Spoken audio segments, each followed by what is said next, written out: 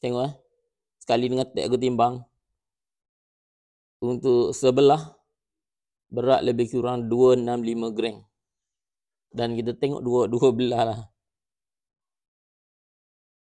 Dua belah lebih kurang 500 gram lah. 526 gram.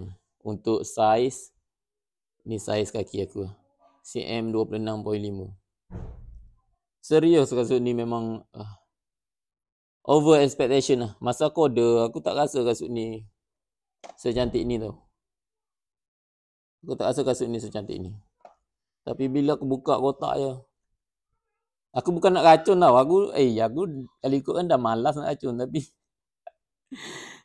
sebab cantik sangat. Nah, dia punya gam dia. Kau tak payah pergi beli kasut 800-900 rugi. Sebab kita nak belanja hari, kasut macam ni sudah. Bawah RM200 kau beli je dekat beg kuning. Itu saja. Mantap. Bye-bye. Selamat Hari Raya Aidilfitri. Maaf zahir dan batin lah. Aku minta maaf kalau ada terracun. Nanti tengok review seterusnya. Okay, bye-bye.